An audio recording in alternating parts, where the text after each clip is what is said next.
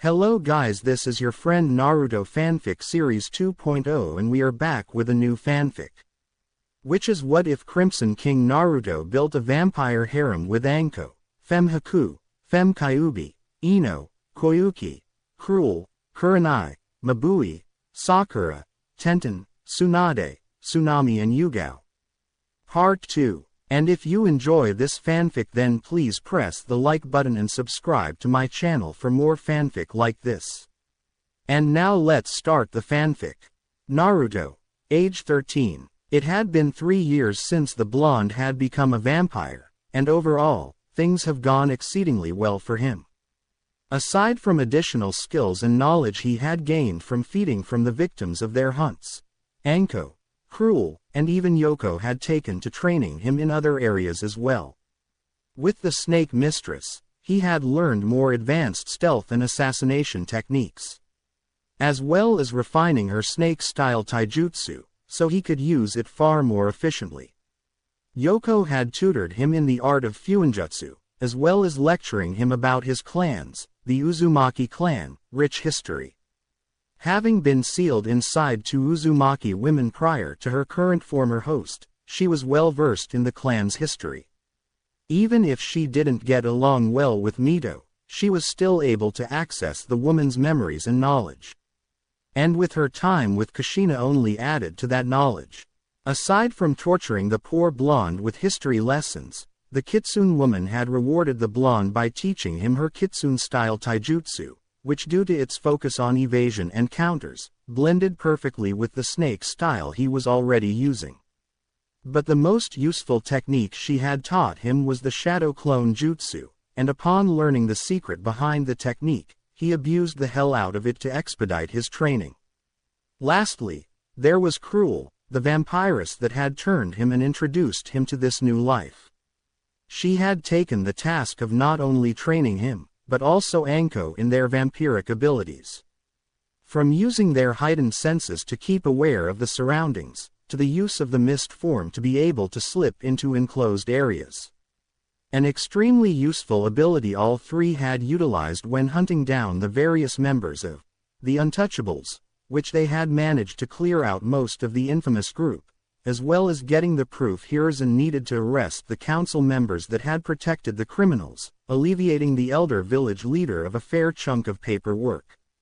Though it had raised some questions among the 3 elder council members as to how the old Fire Shadow acquired such evidence, since there had been no missions on or off the books regarding any corruption within the council. Now, the blonde vampire found himself leaning against a tree within the academy grounds as he pondered all that had happened the past 3 years. First and foremost was Iruka's sudden disappearance, which had caused a mild panic within the classroom as speculations flew through the air. Everything from the man betraying the village, to him having a gay lover in Iwagakure, which only made the blonde vampire chuckle at how ludicrous that theory sounded. The scarred Chunin would have no doubt rendered any date he had to sleep with his boring and bland personality. True, he had promised the old man that he wouldn't actively seek out revenge against those that had wronged him, however Anko made no such promise. Naruto was pleasantly surprised to see one Yugao Azuki, otherwise known as Anbu Neko as Anko had informed him, had replaced the man as instructor. Though the blonde could venture to guess that her tenure as an academy instructor was merely a cover for something else. No way the old man would waste such a skilled kunoichi for something as mundane as teaching a bunch of students. He would have to wait and see. Though one good thing about her assignment to the class was that Mizuki had been unable to sabotage him any further, allowing him to rise up the ranks of the class so that he was now neck and neck with Sasuke in being the Rookie of the Year. Not that he cared for such a title. Aside from that, he had noticed 2 other noteworthy occurrences within the classroom revolving around 2 aspiring kunoichi in the forms of Ino Yamanaka and Hinata Hyuga. He had noticed that the blonde Yamanaka heiress had taken an interest in him after his change, slowly moving away from being a Uchiha fangirl. Though she still continued the rivalry she had with Sakura, it was clear to the blonde vampire that she was merely going through the motions and that her heart wasn't in it anymore. On sparse occasions, the two would converse with one another, though these social interactions would generally leave the blonde girl with even more questions than she came with. Still, he had managed to get her to stop dieting, using his friend and lover Anko as an example. Knowing that the young Yamanaka was familiar with the snake mistress, since her father worked with the Tokubetsu Jonin in the T&I department and had met a handful of times when Anko had to deliver something personally for Inoichi to look over. Hinata, on the other hand, had slightly distanced herself from him. While she still followed him around, something the blonde vampire found amusing, it was no longer out of admiration, but rather inquisitive in nature. As if she were trying to figure him out. She still spoke with him, though their conversations tended to be reserved only for greetings and short, to the point, correspondence. Naruto-kun. A gentle voice broke him from his musings. Turning, he was greeted by the sight of the beautiful Kitsune woman, under an illusion so as not to attract any unwanted attention. Yoko-chan, while it is always a pleasure to see you, the blonde vampire stated, causing the red-headed woman to blush slightly at the compliment. What are you doing here? Wordlessly, the Kitsune woman produced a small bottle, no bigger than 8 ounces, filled with a thick red liquid, making the young vampire's fangs twitch in anticipation. Cruel-chan had requested I deliver this to you, she stated as she handed him the bottle of crimson fluid. It's from her. Thank you, Yoko-chan. Naruto smiled as he uncorked the bottle and allowed the thick crimson fluid to travel down his throat, quenching a hidden thirst. Upon emptying the bottle, he handed it back to the woman. He had to admit, as much as he loved feeding from live prey, Cruel-chan's blood was by far the best he had ever tasted. Being so rich and sweet to the taste. Oi Dobi, a voice called out off to the side of the two, prompting them to turn to face the owner of the voice. A feral-looking boy around Naruto's age, with a white puppy on his head. A perverted look on his face as he eyed the red-headed woman up and down, taking in all of her curves. Who's the babe? Who she is no concern of yours, Kibbles. Naruto stated with a slight growl in his voice as he stood up from his sitting position, placing himself between Kiba and the Kitsune woman. Whatever, loser. The feral boy scoffed, turning his full attention to the red-haired bombshell. So what do you say, babe? How about you ditch this loser and come with a real alpha male? I guarantee you'll never want to leave me once I bend you over and dominate you. TCH. Yoko scoffed. A pathetic runt like you couldn't even get me wet, let alone get me off. Naruto couldn't help but openly snigger at the Kitsune woman's retort, as Kiba's face became red in anger and embarrassment. Akamaru, his faithful partner, whimpering slightly as he felt something powerful and primal radiating from the red-headed woman. You bitch. Kiba sputtered in anger, enraged by the woman's insult. Then I'll just have to put you in your place beneath me.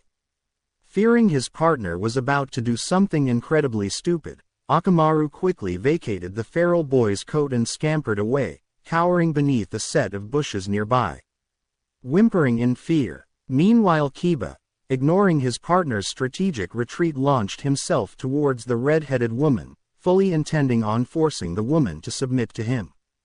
However, before he could even take 2 steps towards the duo, Naruto had disappeared from sight, only to reappear directly in front of him with a speed he had never seen before.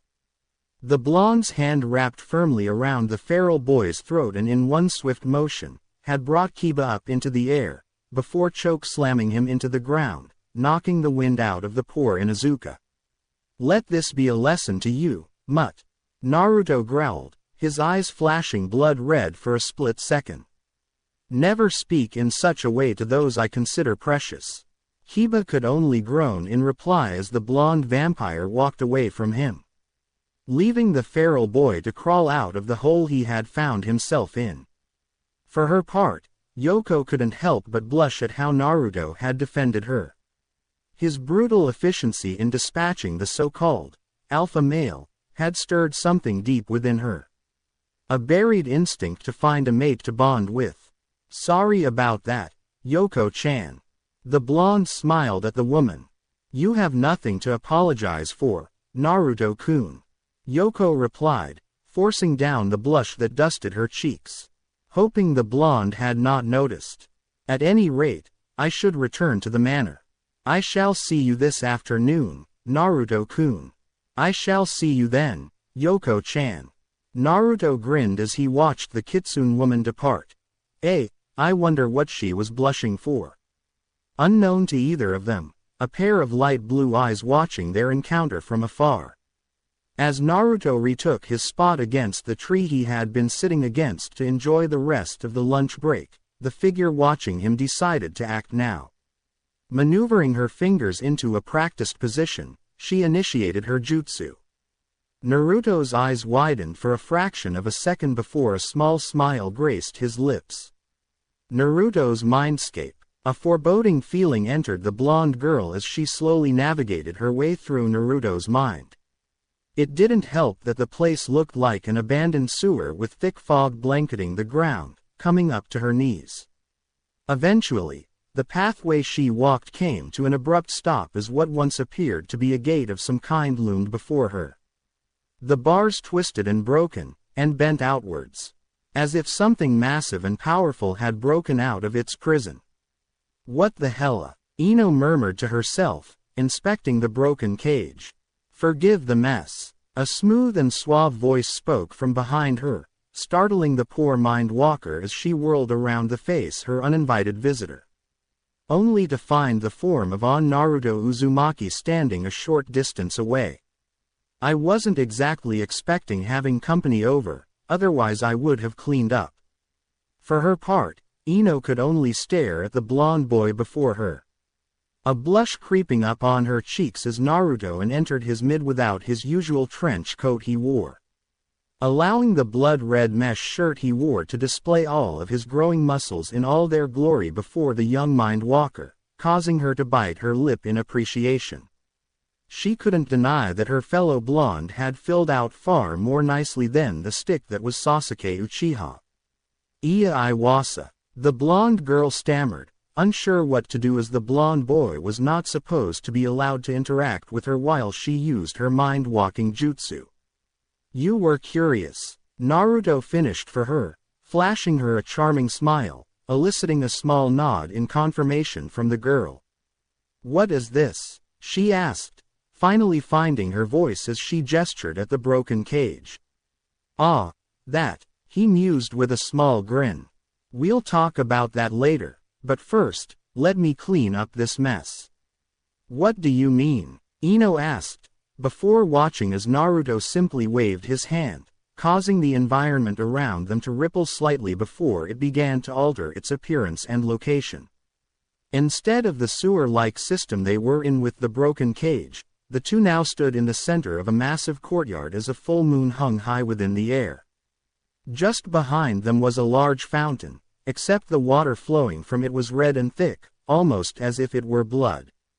In the distance, a large manor could be seen. Very extravagant looking, almost as if it were ripped directly from an old horror film she used to watch with her mother when she was a bit younger, looking as if it had been well maintained. Now then, Ms. Ino, Naruto stated politely, gaining the attention of the young mind walker as he gently took her hand into his, dusting her knuckles with a light kiss causing her to blush. How about we meet up later this evening to discuss this, say around 6? Are you asking me out on a date, mister? The young Yamanaka joked, more so to try and ease down the fluttering feeling in her chest. It could be if you want it to be, my dear. He replied smoothly, causing the blush on Ino's cheeks to darken. See you in class, Ino-chan. Without giving her time to reply, the blonde boy faded away. She then noticed the environment around her beginning to fade into a white light, signifying she being ejected from the boy's mind. However, despite her apparent failure at discovering anything new about her blonde counterpart, she couldn't help but feel a bit giddy at the thought of meeting the boy later, in a more private setting. With a smile, She allowed herself to be pushed out of his mind. Later that evening, Ino was making her way down the street, feeling a fluttering feeling in her chest as she made her way to the place Naruto had told her to meet him at. The Hokage monument of all places. Specifically, the head of the Yondaime, which she found slightly odd. Though she supposed there was a reason for it. With a slight giggle and a small skip in her step, she turned the corner. Once again, allowing her imagination to entertain her with various scenarios that could play out once the two blondes were alone. Some more romantic than others. So wrapped up in her musings, that she failed to notice two figures lurking in the shadows, stalking her as if she were their prey. With a nod to each other, the two forms quickly moved to corner the blonde girl as one moved quickly ahead, while the other stayed behind her. Once in position, the individual ahead of Ino swiftly pushed her into an alleyway with a dead end, ensuring there would be no witnesses as to what was about to happen.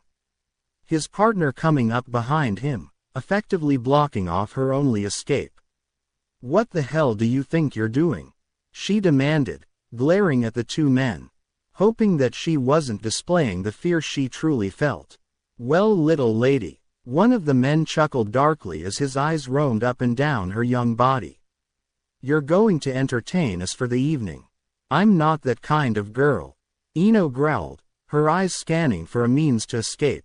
"That's what the Uchiha brat says." The other spoke, stepping out into the light for her to fully see his face, causing her to gasp out in shock and stumble backwards. Blocking her path was none other than Mizuki, her instructor in the academy. Ino had always had a bad feeling about the man. The way he would leer at her and the other female students in the classroom, especially during the taijutsu spars between the girls. However, another piece of information stood out to her right now. "What do you mean, Uchiha?" Ino inquired, narrowing her eyes at the duo. "Did Sasuke put you up to this?" "That brat." The other male shrugged as he stepped forward, showing him to be a Chunin the blonde Yamanaka heiress had not seen before. Nah, he wouldn't want to sully his name. "Now, why don't you put your mouth to good use?" To get his point across, he lowered his hand to the zipper of his pants, making it very clear what he was expecting her to do.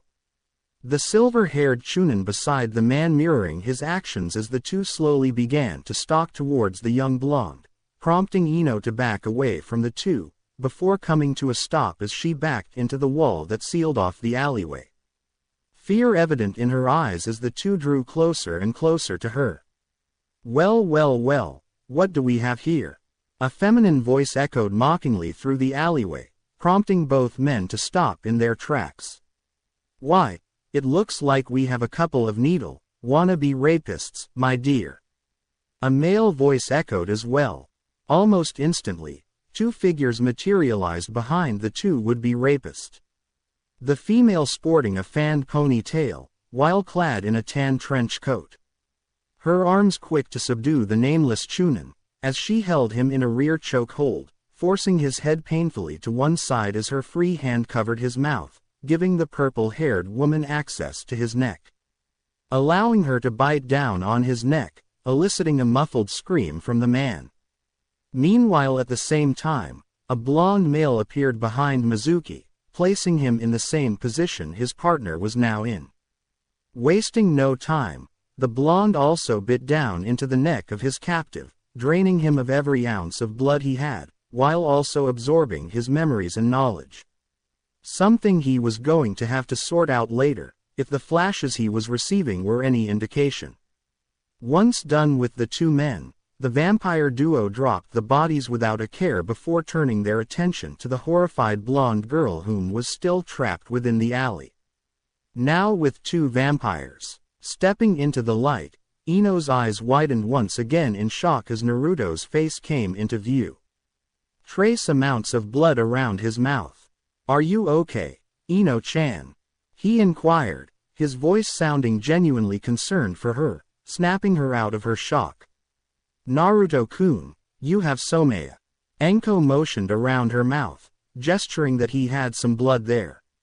"Oh, Right, the blonde commented, quickly cleaning it away.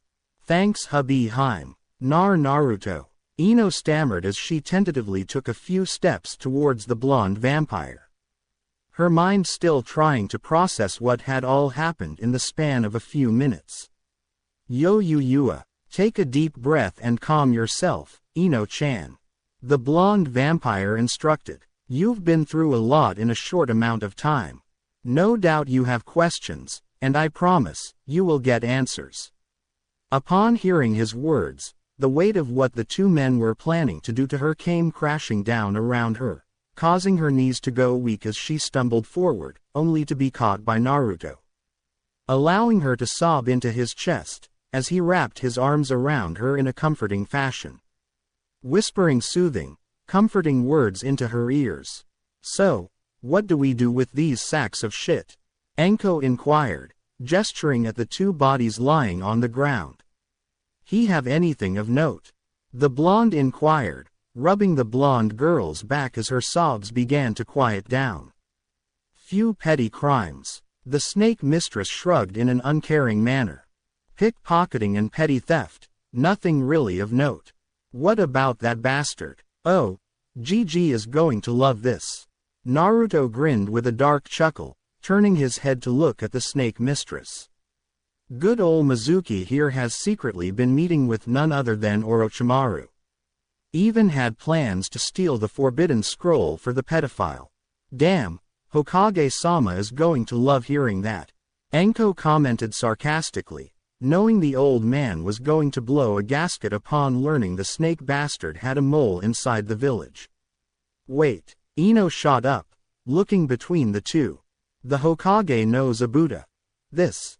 The blonde girl gestured to the two of them, and the two dead bodies on the ground. Why don't you go ahead and inform Gigi? Naruto nodded towards the snake mistress, whom was now sporting a knowing smile. After all, I did promise Ino-chan some answers. All right Casanova. Anko winked at her blonde lover.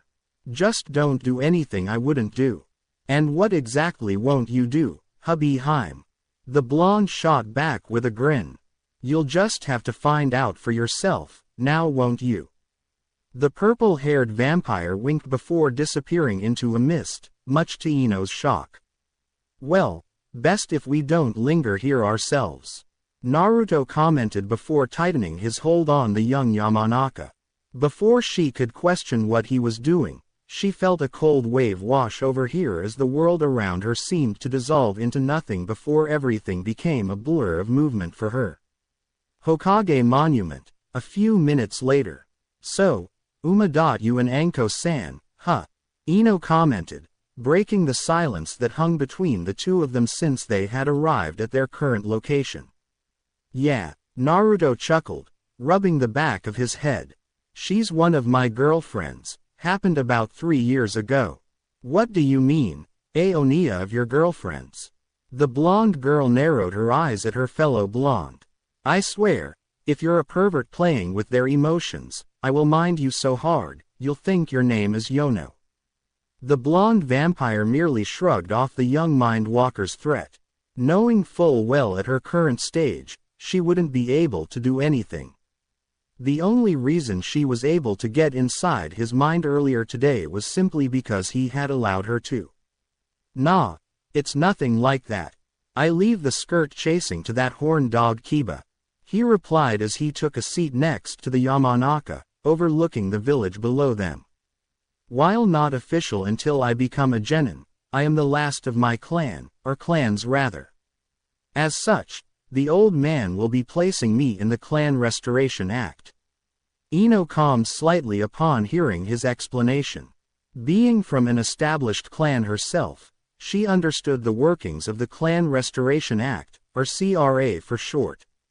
For last surviving males, it was every pervert's fantasy, having a harem of girls surrounding them. It usually didn't end well for the women who were forced into it, as they were treated more as objects than human beings. It was even worse for the last surviving female clan members, as they were reduced to nothing more than a breeding stock with no say whatsoever as to who would help conceive. Either way, It was a loveless union. However, something about how Naruto and Anko interacted with each other made her feel that something was different. The young mind walker could see that there was love between the two known pariahs of the village. Perhaps a kindred spirit in one another. Soa, Naruto mirrored. Who's the other girl? Ino asked. Is it that redhead that came to visit you earlier today? Who? Yoko-chan. Nah, she is someone I consider precious to me, but we're not at that level. Whether that changes in the future remains to be seen. The blonde vampire shrugged. But to answer your question, my other girlfriend is Cruel Teps. And, she's the one who changed me. Changed you? The girl questioned, before it dawned on her. You Mina. You remember that day, 3 years ago Iruka held me after class? He asked, giving her a clear picture as to when it all started. Yeah, Ino nodded, recalling the day in question. Iruka-sensei blamed you for knocking over the bookshelf, even though you were nowhere near it. It was unfair, because it was your birthday too. Yeah, he nodded in agreement. What you didn't know was that it was all a setup. Iruka had purposely singled me out to keep me as late as possible while a mob gathered with one purpose. To kill me. Hearing this, Ino's eyes widened as she let out a gasp in shock. You see, the Yondaime didn't kill the Kyuubi like everyone thinks he did, as there is no way to kill a being of pure chakra. Naruto explained, preparing to drop a massive bomb on his fellow blonde. So, he sealed it away into an infant child, born that night. You. The girl all but whispered as her mind digested the information she was being given. However, her mind quickly snapped to the broken cage she saw within the young teen's mind. The cage, that held a.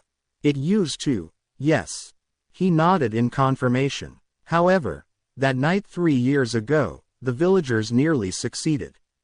They tortured me for hours before one moved in to deliver the final blow. A lightning jutsu to my chest.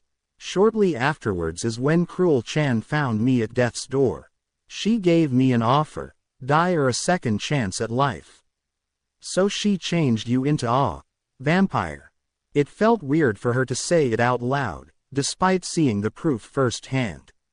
What with Naruto and Anko both appearing out of nowhere when the two Chunin were about to rape her. Especially with the way both had dispatched her would-be attackers. I know, sounds weird right? He chuckled. But, you walk in the daylight, and first off, forget everything you've read or seen in movies about vampires. Naruto stated, the only thing that is true is that I drink blood, however, I can eat normal foods as well, which thanked Kami for that. Could you imagine I would be if I couldn't eat ramen anymore? Ino couldn't help but giggle at this. You dork, of course you would be more worried about ramen than anything else. The blonde girl said, still giggling slightly. But what happened to Thea? You know? Is it free or something? She is free, yes. He replied, gauging the teenage girl's reaction. In fact, you saw her earlier today. For a moment, Ino narrowed her eyes before they shot open to comical proportions. That woman that came to you this afternoon, she exclaimed with a mixture of shock, fear, and a bit of excitement. Correct, Ino-chan. Naruto replied. As you guessed, Yoko-chan is the Kyuubi no Yoko. However, there is more that happened that night than many know. Now, you are no doubt going to ask how she got out if she is supposed to be sealed within me. Ino nodded in confirmation. Well, the Reaper death seal the Yondaime used linked my soul to the foxes. Short version, if I die, she dies. He continued. However, part of becoming a vampire involves dying in order to be reborn. Which created a paradox within the seal. I died, but my soul didn't pass on. So in the seal's confusion, it ejected Yoko-chan. The young mind walker remained silent for a handful of minutes as her mind tried to comprehend everything she had been told and rationalize it. First and foremost, The boy she had developed a crush on over the past 3 years was a vampire, and a hot one at that. Secondly, the Kyuubi was now free walking around the village. Does the Hokage know about, well, everything? Yeah, he knows, he replied. He knows about Yoko-chan, and he knows about me being a vampire, as well as Anko-chan. As well as anyone else I turn to bring into the coven. Cruel-chan has stated many times that she wants me to find compatible mates to bring into the fold to help bring her family back to its former glory. How does it work? Ino inquired, a bit curious about the blonde vampire's circumstances. Being a vampire, I mean. Well, as I said, forget everything you think you know from books and movies. Naruto reiterated, as you have seen, I can walk in sunlight no problem. Holy ground has no effect whatsoever, and as Cruel-chan once told me, while extremely painful, getting staked in the heart will not kill me. Not to mention, I can pretty much regenerate from any injury. And drinking blood? Ino asked. You and Anko were talking about reporting something about Mizuki working for some traitor. Almost as if you could see his memories by drinking his blood. Very perceptive, Ino-chan. He smiled, causing her to blush at the compliment. Yes, by drinking someone's blood, I gain glimpses into the person's memories. If they are shinobi, I can also learn their techniques, so to speak. And early on, I had problems taking on the person's personality for a short amount of time. Anko-chan had a blast when I adopted her personality for a few hours after I turned her. Ino was quiet as she stared off over the village as night had fallen over it. Mulling over what she had just been told about her fellow blonde drinking blood, and the perks of doing so. She had developed a bit of a fascination with blood a few years ago, when her father had the great idea to take her where he had worked one day. Hoping to give her an insight to what he did within the T&I building. However, she was more focused on watching Ibiki and Anko work on a capture spy. Hard to believe that even then, the young snake mistress was a vampire then. Can you turn me? She finally asked, prompting Naruto to raise an eyebrow at her question. What about Sasuke? He inquired. Thought you were competing with Sakura for his heart. Ino could only snort at this, though she did only have herself to blame for continuing to put up the act. If only for her rival's sake. I could care less about the limp asshole. She huffed. I only continued that charade to push forehead along. In truth, I kind of had a crush on Ona. Well, you. For his part, Naruto was a little taken aback by her confession. While he knew the young mind walker had become curious of him, he was unaware that it had developed into an actual crush. Peering over at the blonde girl, he could make out a light blush adorning her cheeks. You are aware that in order to change you, I would have to drink from you and bring you to the Shinigami's doorstep. As such, I would learn your clan's techniques that you know. He explained. One thing he knew about the Yamanaka heiress was that once she had made up her mind about something, there was no changing it. After which, you will have to consume my blood, willingly given. He finished. Is it painful? She asked, turning to face him. Well, I couldn't really tell you. Had a hole in my chest with Cruel-chan changed me. He chuckled dryly. As for Anko-chan, unsure since she is a bit of a masochist herself. However, there is one last thing you should know. What's that? If I turn you, you will become one of my mates. The blonde vampire stated. Without a word, Ino turned to face him, removing her hair from the side of her neck closest to him. It was an unspoken invitation. Nodding slightly, he reached out and drew her into his warm embrace. Bringing their faces mere centimeters apart, allowing cerulean to meet light blue, before he leaned in and captured her lips in a tender kiss. Prompting the young mind walker to close her eyes and moan softly into the kiss. Leaving her lips, He trailed soft kisses along her jawline and neck before stopping and giving one last kiss before he sunk his fangs into her neck, allowing her crimson lifeblood to flow into his throat. As he did so, flashes of memories of her various confrontations with Sakura over Sasuke to the gradual shifting of her attention towards himself. Feeling her starting to go limp and cold, he released her neck and moved back to her face, seeing her eyes barely open with only a faint flicker of life within them. Biting the inside of his cheek to draw blood, he captured her lips once more, pushing his blood down into her throat. Watching as she swallowed it, picking her up, bridal style, Naruto disappeared into the night with the Yamanaka heiress in his arms. Though as he did so, one thought passed through his mind. Shit, Inoichi is going to kill me when he finds out. Hokage Tower, day of graduation.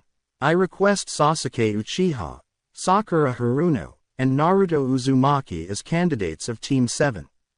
The cycloptic Jonin stated, not looking up from his orange book. Hiruzen couldn't help but frown at the silver-haired Jonin's request. Team 7 is infamous of being comprised of the two top genin and the dead last of the class. The elder village leader pointed out. Since Naruto had claimed the title of Rookie of the Year, whilst Sasuke was the runner-up for the title, much to the Uchiha's frustration. Sakura had just barely edged out Ino for the spot of Kunoichi of the Year. Is there any particular reason why you are requesting 3 of the top students for your team, Jonin Hatake? As a matter of fact, there is Hokage-sama. Kakashi replied, closing his book to give the elder man his full attention. First and foremost, as the only Sharingan user within the village, I am the only one qualified to train Sasuke when he awakens his own. After he does unlock his own Sharingan, there will no limit to what the boy could learn. As for the Haruno girl, she is essentially a blank slate as she has in her book smarts. She can literally become anything she sets her mind to. Be it a genjutsu specialist or a medic. As for Naruto, as the last surviving student of Sensei, I owe it to his memory to take care of the boy. Hiruzen mulled over what the masked Jonin's explanation. Unable to find any deceit in the monk's words, though he still had an uneasy feeling. Still, with the extra training and instruction the boy had already received from Cruel, Anko, and even the Kyuubi herself, he was sure the young vampire would be able to take care of himself regardless of almost any threat that came his way. Not to mention the boy's other means of acquiring new abilities. I will take your request under consideration, Jonin Hatake. The elder man finally answered, before turning to the other potential Jonin sensei. Now, Kurenai Yuhi. I, Kurenai Yuhi, request Hinata Hyuga, Naruto Uzumaki, and Shino Aburame as candidates for Team 8. The Genjutsu mistress stated, earning a glare from Kakashi. This team combination would make for a great tracking and assault team, with Hinata and Shino supplying the means for tracking, while Naruto could be the powerhouse of the team. Not to mention with his latest academic scores, Naruto could also offer a strategic mind to the team. Hiruzen could only smile softly at the freshly promoted Jonin. While she made a compelling argument for her team selection, the old Fire Shadow knew that she had a more personal reason for requesting the Uzumaki boy. Like Anko, the young Genjutsu mistress, along with the others dubbed the Ice Queens, adored the blonde. Though he was fairly certain that the only Ice Queen that was aware of Naruto's current status was Anko herself, for obvious reasons. You make a very compelling argument for your team, Jonin Yuhi. He replied, taking a puff from his wooden pipe. Like Jonin Hatake, I will take your request into consideration. If I may, why don't you take Kiba Inuzuka for your team? Kakashi offered, hoping to sway the woman away from Naruto. His clan's taijutsu style will make him an excellent assault member for your team, and if I recall correctly, he is quite smitten with the Hyuga girl. Perhaps you should consider the Inuzuka for your own team, Hatake. Kurenai retorted, as you seem to be focusing on a pure assault team anyways. At least I am attempting to balance my team to be well-rounded. Don't kid yourself, Yuhi. Everyone knows the only reason you want the boy is due to your personal attachment to him. Kakashi shot back, narrowing his exposed eye at the woman. Says the man who flat out said the only reason you want Naruto is due to your connection to your late sensei. The ruby-eyed woman rebutted. What is your plan for training him? So far, you've only given a detailed plan for the Uchiha. What of the Haruno girl? It seems the only one you are truly interested in training from your team is the Uchiha boy. You would do well to keep silent about matters you know nothing of, Yuhi. The masked Jonin glared. I owe it to Obito's sacrifice to train Sasuke, and I owe it to Minato-sensei's memory to take care of the Uzumaki boy. Enough, Hiruzen exclaimed, having heard enough of the two arguing over Naruto. Sorry, Hokage-sama, the ruby-eyed woman stated with a slight bow before casting a glare at the masked pervert. Now then, Asuma, the elder man turned to his son. Well, seeing as the Uzumaki brat is in such high demand. The bearded Jonin began with a slight chuckle. I'll go with reforming the Ino-Shika-Cho combination with their kids. Why fix what's not broken, right? Very well, I will take all of your requests into consideration. Hiruzen stated, eyeing each Jonin in the room. You will have my decision within the hour, you are dismissed. Both Kakashi and Kurenai cast each other a piercing glare before exiting the room, something that was not missed by the other occupants, causing the elder village leader to let out a sigh in exasperation. Good luck, Pops, Asuma chuckled before he departed out the door, leaving the aging Fire Shadow alone to look over the files of each the graduating members and genin hopefuls. In the corner of the room, a purple bat perched on the ceiling had witnessed the entire exchange. With a small squeak, it disappeared in a plume of smoke. Academy, classroom. Pale eyes swept across the classroom of graduates as the Hyuga heiress awaited for the pair of oddities to arrive. 6 months ago, Hinata had noticed both Naruto and Ino had begun to arrive nearly at the same time every morning, before going their separate ways. While the Hyuga heiress could simply mark it up as a coincidence of the two running into each other while on the way to the academy, it was not a coincidence that the young Yamanaka's chakra signature had changed drastically. What was once a pale light blue energy that ebbed and flowed through her body, was now a dark, blood-red color, with wisps of black flowing outwards. Heavy and dense, almost inhuman, Hinata wasn't the only one to notice the change in the young Yamanaka. A few rows down from where the Hyuga heiress was seated, was a pink-haired girl and former best friend, and now former rival for the last Uchiha's heart, Sakura Haruno. Just like the Hyuga, the Pinkett had noticed shifts in her rival's mannerisms, as well as her posture and body language when she entered the classroom. Not to mention the girl's changes in how she associated with her fellow blonde.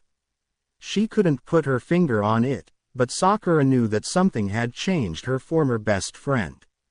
Especially over the last few months as the blonde-haired girl and slowly stopped competing with her for the Uchiha's attention. When Sakura had confronted her about it, Ino had merely shrugged her shoulders and stated that she had decided to focus more on her future career as a kunoichi, rather than chase after a boy. Leaving the Pinkett speechless at the proclamation. Sakura, however, was cut from her musing as the individual in question had entered the classroom, prompting the Pinkett to look towards the doorway.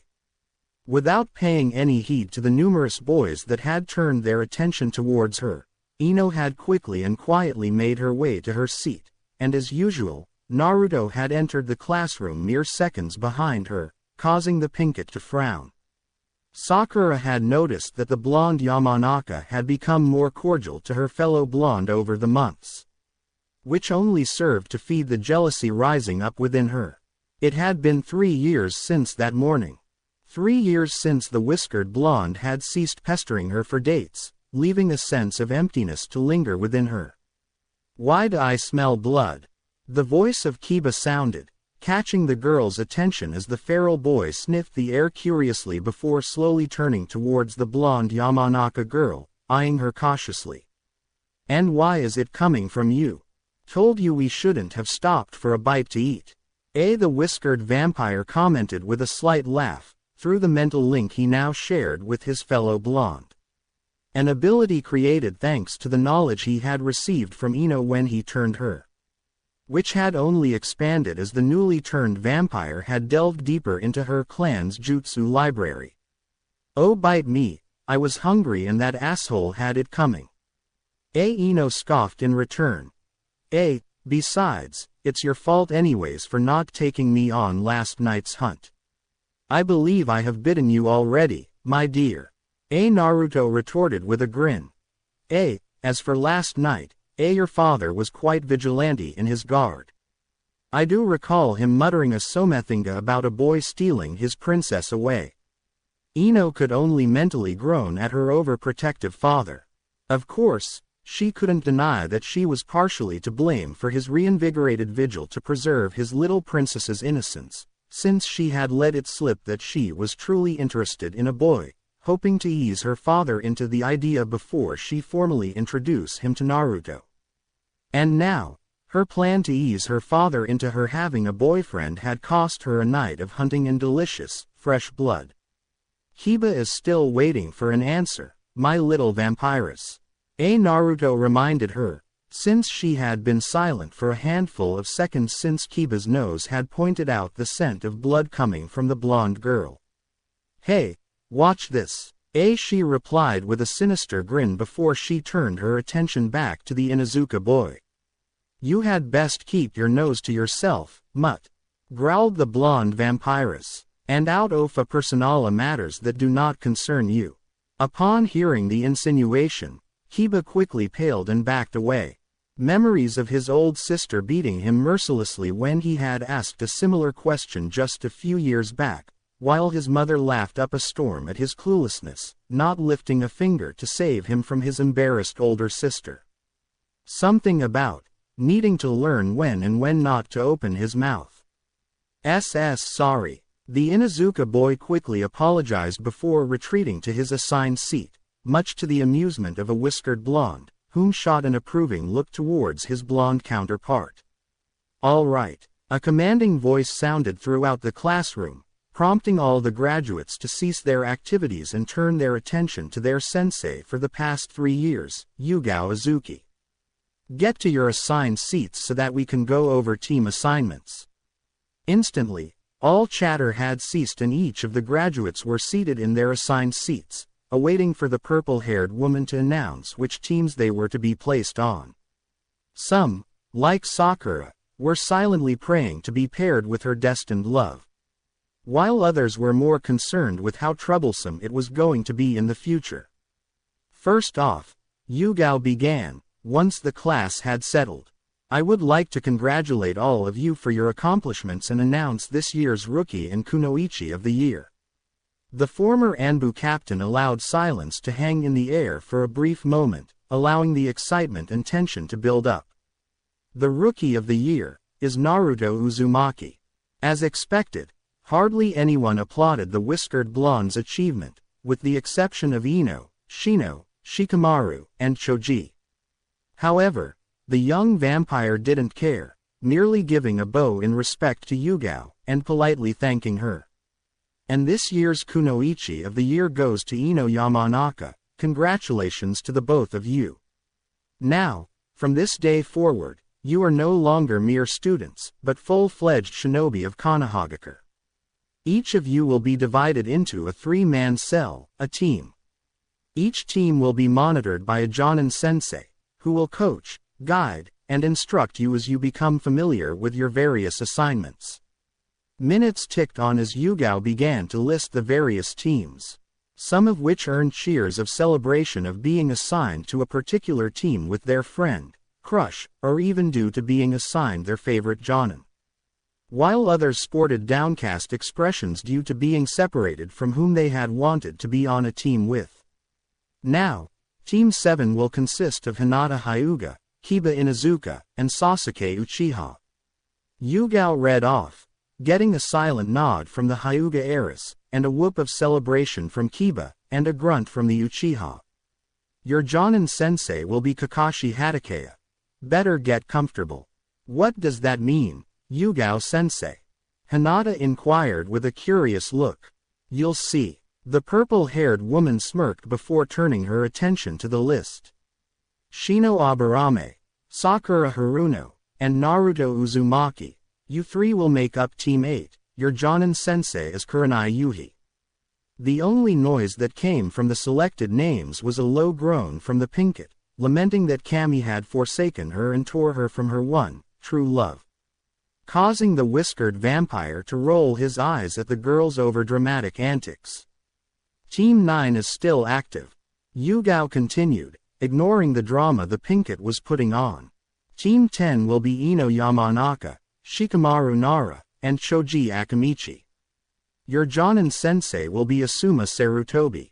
Your Jonin-sensei will arrive in an hour. Until then, you are free to chat amongst yourself, do some extra training, or get something to eat. Troublesome. The Nara boy groaned. They reformed the infamous Ino-Shika-Cho combination. What did you expect? The rotund boy next to him offered as he munched on a bag of chips. It was obvious it was going to happen the moment all of us ended up in the same class. Still troublesome. The boy yawned before turning his attention to their only female teammate, and childhood friend, whom had her eyes closed. Figured you would be upset about not being on Sasuke's team, Ino. Opening her eyes, she peered over at the lazy Nara and simply shrugged. Guess it was too troublesome for you to keep up on current events. The Yamanaka chuckled. I haven't been chasing after the Uchiha for 6 months now. Decided to start focusing on my career instead of boys. Shikamaru merely grunted in agreement. Hey, Shino, Sakura. Naruto called out, catching the attention of his two teammates. Follow me, I know where to meet our sensei. Anko-chan told you, didn't she? Ino mentally questioned her sire. That, and I know how Ne-chan is. The whiskered blonde replied. Have fun, Naruto-kun. The vampiress mentally smiled. I'll see you later, Ino-chan. And how would you know where our sensei is? Sakura questioned, resisting the urge to call him an idiot like she had in the past. Well, I know her personally. Naruto replied with a shrug. She's like a sister to Anko-chan. Sakura flinched slightly, hearing the affectionate chan suffix that had so often accompanied her own name being attached to another woman's name, causing a small sense of jealousy to bubble up inside her. If you know where our sensei is, then we should make haste, Uzumaki-san. Shino spoke. All right then, follow me. The Jasmine Dragon. So, get the team you wanted, Nai-chan? The snake mistress inquired, as she took a sip from her cup of tea. Got 2 out of the 3 I wanted. Kurenai sighed. Hitaki got Hinata. Suppose Hokage-sama had to make some sort of compromise. However, I have to say that I am not as disappointed as I thought I would be. Oh, well, if I am being honest with myself, I kind of wanted Whiskers on my team over Hinata. The Genjutsu mistress admitted with a grin as she used the snake mistress's nickname for the whiskered blonde. I knew I never should have told you all my nickname for him. That's a Maya name for him. Anko stated before she thought of something. But why would you want Naruto-kun over Hinata? Wasn't she like a surrogate daughter to you? She's changed. Kurenai sighed, putting her teacup down on the table. Over the past 3 years, she has become more distant, and while not exactly cold, she seems to be more isolated now, refusing to let anyone in. Something happened 3 years ago that caused this, but she won't say what. Anko remained silent as she pondered what the Genjutsu mistress had said about the Hyuga heiress. 3 years ago was also when Naruto was attacked on that fateful night, and as a result, was changed into the vampire he was today, which ultimately led to her being changed as well. Could the shy little wallflower have witnessed the attack on Naruto? The snake mistress narrowed her eyes in contemplation. The only thing I had managed to get from her, one of the rare few times I could get her to talk, was that she was looking for answers about someone, but refused to say who. Kurenai continued, unaware of her friend's train of thought. Yup. She witnessed what happened that night. Enko thought to herself. But how much did she see? Guess I am going to have to find out. Suppose I should go meet my team. The Genjutsu mistress stated as she moved to get up. Don't want to develop a certain bad habit from a certain lazy, perverted jonin.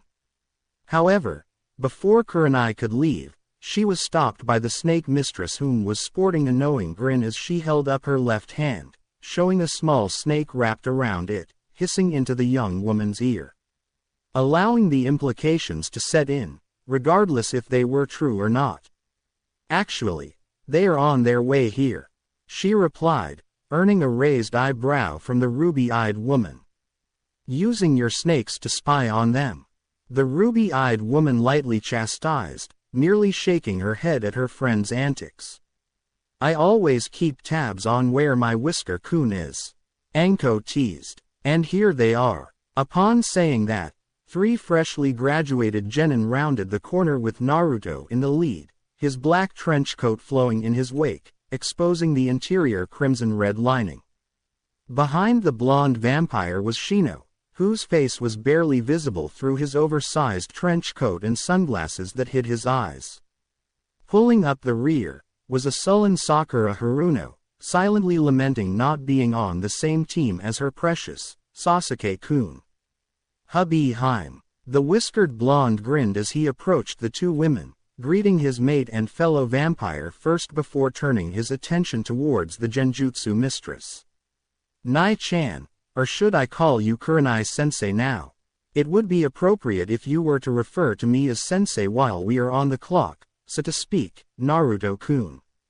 Kurenai smiled at the whiskered teen, before looking to the rest of her potential genin team.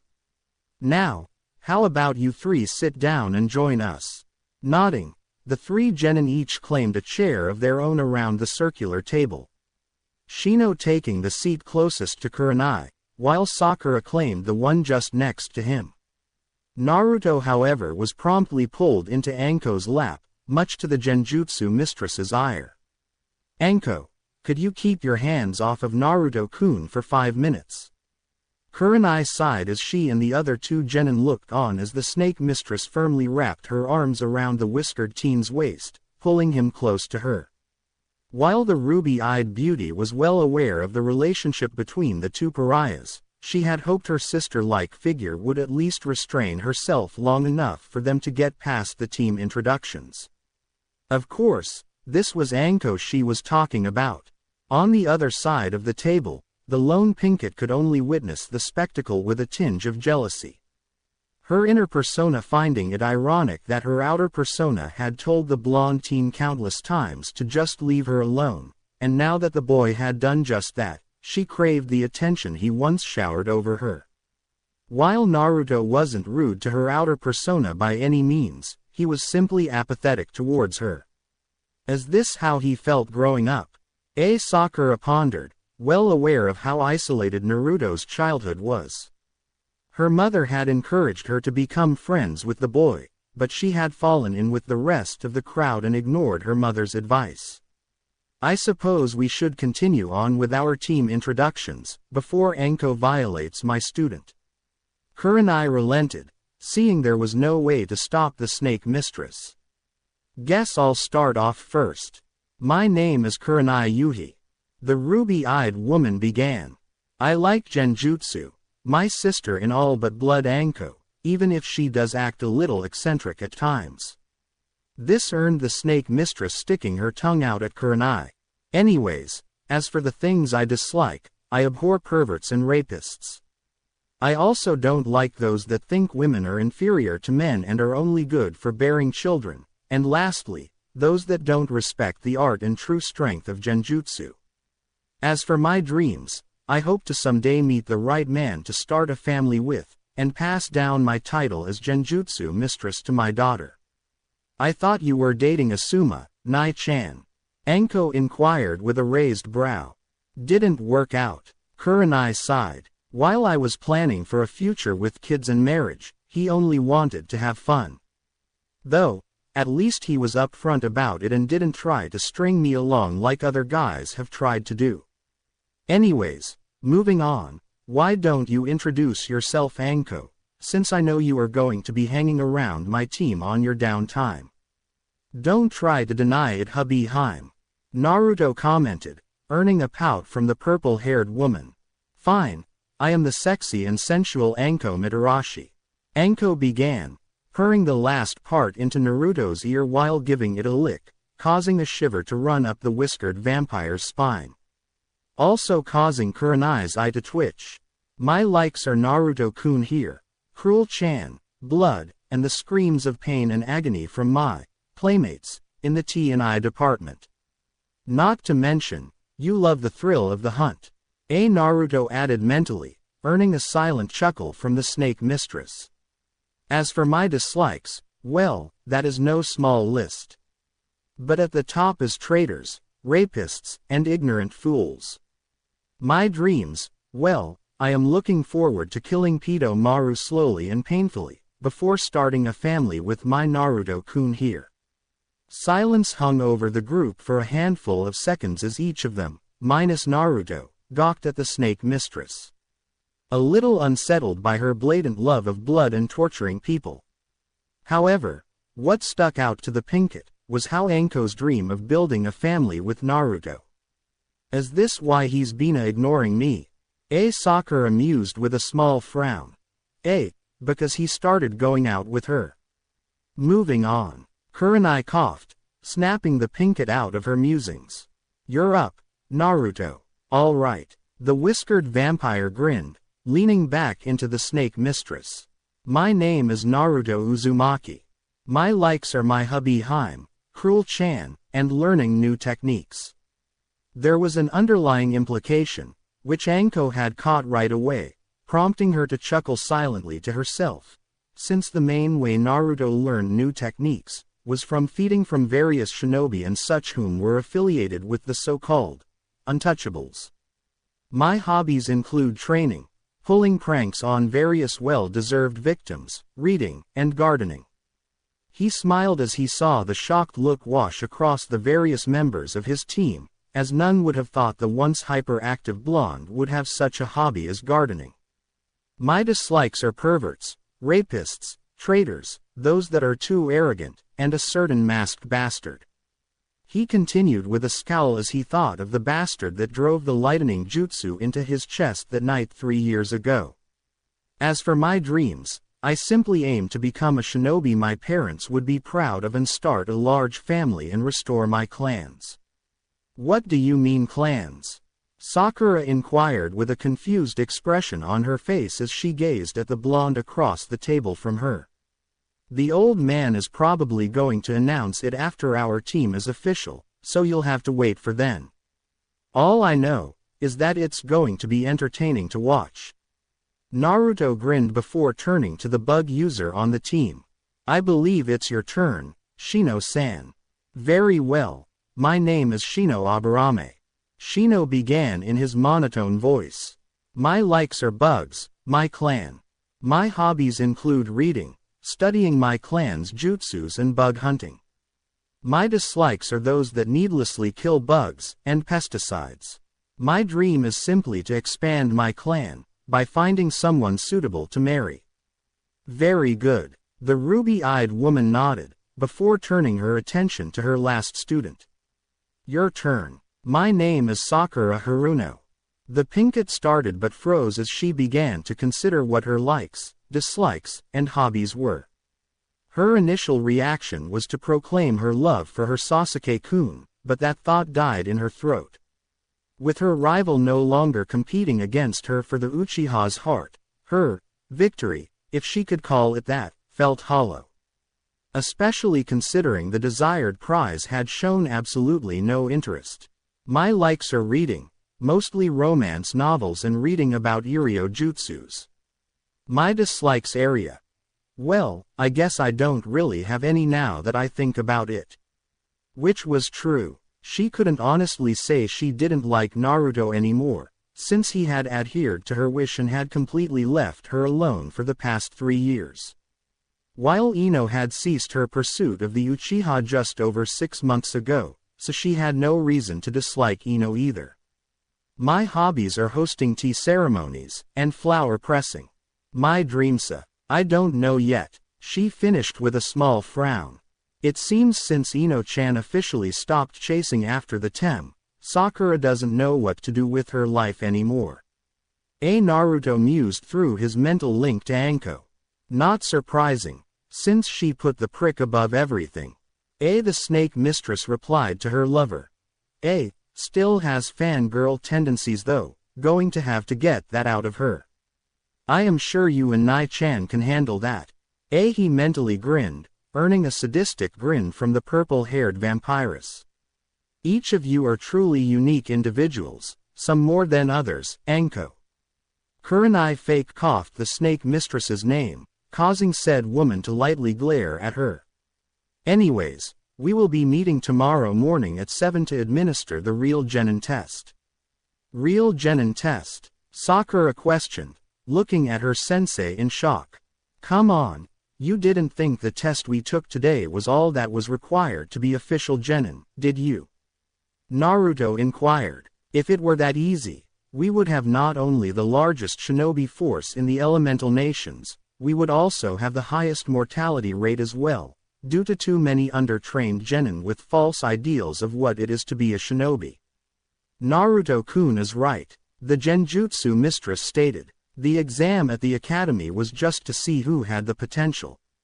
The real test begins tomorrow. Training ground 8. Don't be late and be sure to eat a good breakfast. Saying her piece, Kurenai disappeared in a flurry of sakura petals, leaving the 3 genin and snake mistress alone.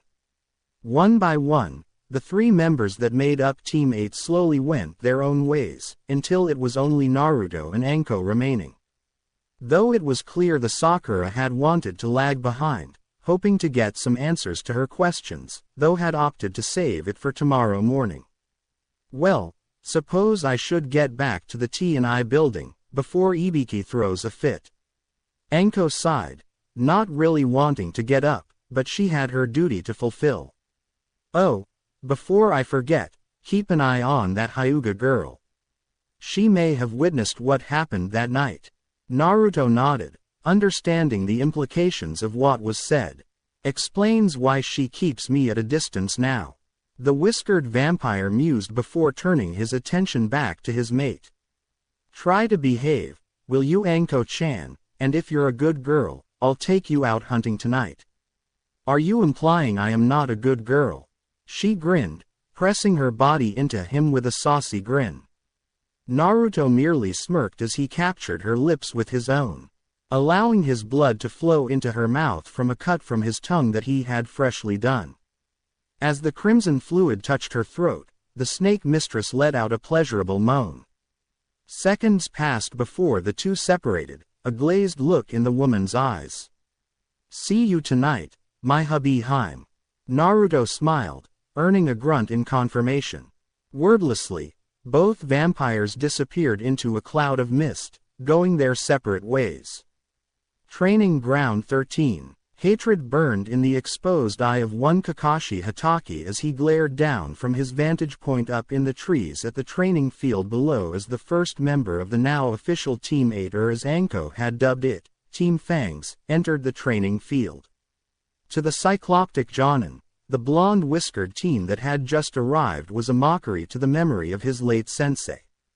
Even more so after his failed attempt to avenge his fallen mentor 3 years ago. He had hoped to remedy that failed attempt by playing at the elder village leader's heartstrings, and get the boy placed on his team. From there, he had various plans for the demon's demise. One such plan, he had visualized, was to use the Haruno girl's obsession over Sasuke, by holding the Uchiha at knife point in a mock hostage situation and order her to kill Naruto, and if she had actually followed orders, well, all the better in his eyes. Should that fail, and the girl not succeed or refuse to follow the order, he would have simply orchestrated a training accident between the Uzumaki and Sasuke.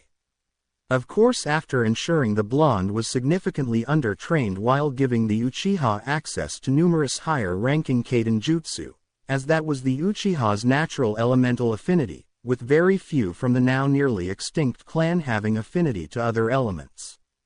Hatake had also planned to use Sasuke's status of being the last loyal Uchiha to avoid any consequences befalling him, unlike the Haruno girl, whom would have been stripped of her shinobi status and potentially imprisoned. Even if the girl's mother was on the civilian council. Lastly, if all else had failed, he would have ensured the boy's demise on their first mission outside the village. Either by allowing a bandit to deliver the final blow or even enemy shinobi to dispatch him, or do it himself away from the eyes of the other two and/or client, depending on what the mission would have been. However, all of his planning had been rendered moot, thanks to that red-eyed bitch. While Kakashi had taken into account that others, if only few in number, would show an interest for the blonde brat, he had disregarded them as a negligent factor, banking entirely too much on an emotional old man. Instead, Kurenai Yuhi, an up-and-coming Jonin Kunoichi, had derailed his entire scheme with a precise focus of logical assessments she had planned for her team as a whole, which admittedly, had made a far better case for her than he would have liked to admit. After the teams had been announced, Hatake had attempted to coerce the famed Genjutsu mistress into swapping Kiba and Hinata for Naruto and Sakura, even attempting to goad her into it by dangling the Hyuga girl in front of her, as it was no secret that the ruby-eyed woman had viewed the girl as a daughter. However, much to the silver-haired Jonin's disdain, Kurenai had stood firm in her team. Kakashi had figured it had something to do with the snake whore that had constantly accompanied the team, and how said woman was constantly around the Uzumaki brat. "What are you doing here, Hatake?" A voice broke him from his musing, prompting him to turn to face the person who had intruded upon his train of thoughts. "Anko," Kakashi replied evenly, as he peered at the snake mistress.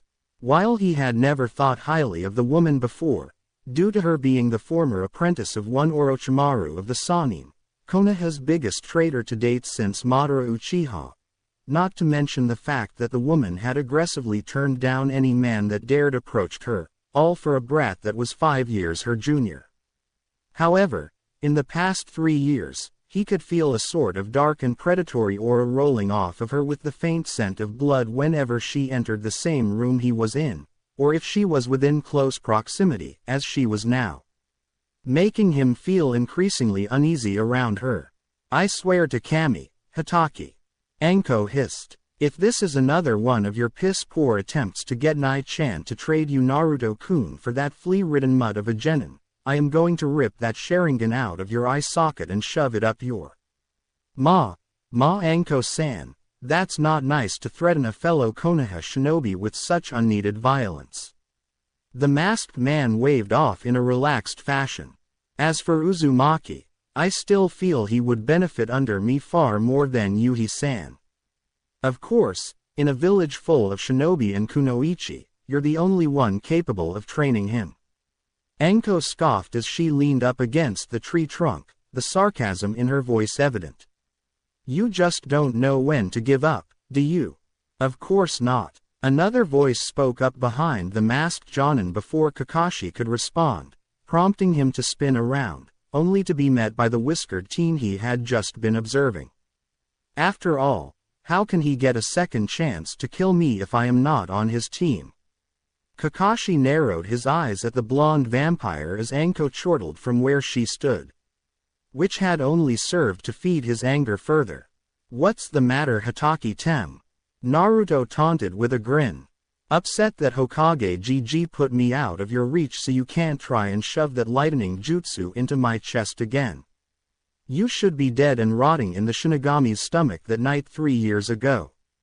Kakashi snarled out, since it was obvious Anko was clearly well aware of his attempt on the boy's life that night, 3 years ago. The fact that you are still alive only proves that you are a demon. PFF. You clearly don't understand any Kekkei Genkei that isn't the Sharingan. Naruto scoffed. Otherwise, if you were half the shinobi you claim to be, you would have known that the Uzumaki clan were known not only for their chakra chains, monstrous chakra reserves and stamina, but were also known to have unparalleled regenerative abilities. And to think, you were supposedly my father's best student. The blonde continued with a snarl. He would be ashamed at what you had become, Hitaki Tem. A blatant contradiction to his teachings. Face it, Hitaki Tem, you are trash. Those final words echoed within the mind of the cycloptic man as both Naruto and Anko laughed darkly as they faded away from his vision, dispelling into clouds of mist that intertwined with one another, all the while their laughter echoing within his ears, before taking form once more on the ground below as the rest of the members of Team 8 were finally arriving, leaving behind a stunned Kakashi. How the hell does he know how to use a shunshin? The masked man scowled, unaware that what the two had used was not a shunshin. Growling to himself, the silver-haired Jonin departed in his own shunshin. Morning everyone. Kurenai greeted her team as she entered the training field, eyeing the two vampires with an accusing glare. You two are behaving yourself, right? You wound me, Nai-chan. The whiskered vampire mocked being insulted. When have we not behaved when Anko-chan and I have been alone together? Do I really need to make a list about all the things you two have done? The ruby-eyed woman lightly glared at the two. Our first D-rank mission, at Konoha Textiles, Anko-san had pulled Naruto-san into the changing room, and proceeded to make out with him. Shino delivered in his usual monotone voice. In addition, the provocative loud moans Anko-san made, only served to garner the attention of the patrons within the store. That was one time, Anko defended, childishly crossing her arms in front of her chest in a mock pout. Then there was the time at the Gilded Rose restaurant and in when you dropped butterscotch into the bartender's mixed drink.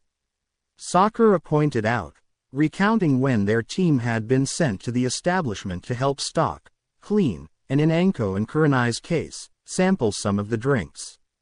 First off, that was purely an accident when Anko-chan and I were wrestling around a. Naruto trailed off when he realized his defense was not helping his case in the slightest. But hey, they got a very popular new drink out of the deal, so it worked out. While it is true that their new butterbeer beverage is very popular among its patrons, it does not excuse the fact that you two were horsing around while we were on a mission. Kurenai lightly chastised the two vampires, though she really did enjoy the new drink that came of their fooling around. That's only two things, the whiskered blonde challenged, though from the expressions Kurenai and his fellow teammates had, he could tell they had an entire list of things they have yet to mention. Let's see, this week alone you two had already swapped out the apples with onions at the caramel apple snack stand on the main road. Kurenai began to list off the series of pranks the two had unleashed upon their unsuspecting victims, holding up her index finger to emphasize the point. Put fast-acting laxatives in the chocolate in the mixture of the local bakery, as well as some rather questionable, special, ingredients in the batter for their brownies. The Genjutsu mistress raised 2 more fingers, bringing the current tally to 3. Making the store extremely popular for the rest of the day. Both Anko and Naruto couldn't help but giggle amongst themselves at the memory of that particular prank. And then there was that fiasco at the Inuzuka kennels, when the two of you, accidentally, sprayed poor Kiba with bottle of female hormones to encourage breeding amongst the pack. A 4th finger was raised, while the two of them struggled to hold in their laughter. As well as Sakura, whom was beginning to snigger at the outcome. Which resulted in a pack of large male Inuzuka wolfhounds trying to mount Kiba. It only compounded the matters further when Sume had come out to see what the commotion was, and had falling to the floor, laughing her off at the predicament her youngest child was in. In our defense, he was asking for it when he tried to proposition Anko-chan.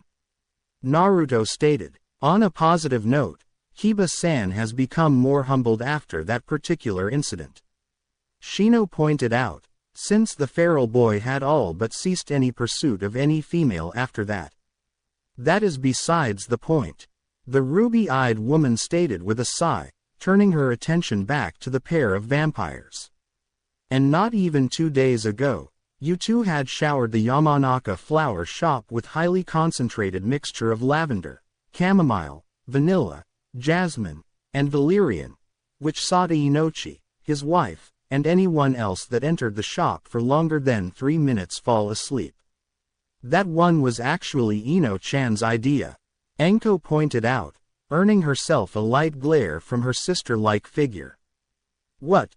She said her father was too stressed out and needed to relax more. Did I miss anything? Kurenai ground out. Well, this morning we put itching powder in the ANBU's uniforms, as well as sneezing powder in their masks. However, we left Neko-ni-san alone. Naruto began, earning a groan from the genjutsu mistress. Oh, we also swapped out the old Mons porn book with a rather graphic yaoi novel. Enko added, though this particular bit of info prompted the team's Pinkett to gain a blush and a slight nosebleed. And we put timed paint bombs on the Hokage monument. The blonde vampire finished with a grin, which was mirrored by the snake mistress. Almost as if on cue, the sound of multiple small explosions could be heard in the distance as the faces of the village's previous Hokages were covered in a cloud of multicolored smoke. As the wind carried away the colorful dust and smoke, it revealed that all of the faces now had various Kumadori makeup. Each of the past Hokage's faces had been painted over, making them look like various kabukis. Wonder what we can do tomorrow to top this. Naruto mused out loud. Think that genjutsu is ready. Enko added, earning a thoughtful expression from the blonde. Let's just start today's training. Kurenai could only groan in resignation as the two of pariahs began to plot the next day's string of pranks. Sakura, you start off with the chakra control exercises. I have you. Shino, work on your taijutsu with Anko-chan, and Naruto, you're with me to help identifying and breaking genjutsu. Team 7, Training Ground 3, later that day. Hinata Hyuga frowned slightly as she watched over the group of people that were scattered around the training ground, as their day of training was coming to a close. They were supposed to be her team, though that was being extremely generous calling them that. Since day 1, their assigned sensei had shown blatant favoritism towards the Uchiha on the team, giving the Inuzuka and herself only vague instructions while he took the raven-haired teen away for more personalized training. She was fairly certain that if Kiba and herself didn't have their clans to fall back on for the necessary training required of them, they would be at a severe disadvantage compared to the rest of their fellow graduates. The week full of D-rank missions didn't prove to be any better, as Kakashi would laze around, reading that Kami-forsaken book of his, while the Uchiha would slack off, doing the absolute minimum. Leaving both Kiba and herself left to pick up the slack. As expected, once they had completed their tasks, meaning herself and Kiba, Kakashi and the client would heap praise upon the arrogant Uchiha for working so diligently, while the other members of the team were only given subpar credit for their contributions. While the Hyuga heiress had never considered herself a spiteful person, all of the special treatment the raven-haired emo received had made her sincerely wish the Kinslayer, Itachi Uchiha, would return and finish the job and spare her from having to constantly endure the arrogance the boy exuded. However, her desire to see the Uchiha clan completely wiped from the face of the elemental nations was not what was on her mind at the moment, well, at least not at the forefront of her thoughts. No, what had her attention now was her supposed sensei, Kakashi Hatake.